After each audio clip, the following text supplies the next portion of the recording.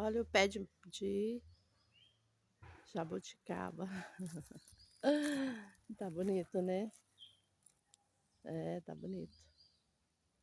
Olha aqui, gente, ó, água natural. Ó, ó. Aqui o pezinho de romã. Olha só. Olha o pé de romã, tá dando florzinha. Tá dando florzinha. Aqui é minha cebolinha que eu plantei. Plantei ontem, né? Porque hoje já tô comendo cebolinha daqui.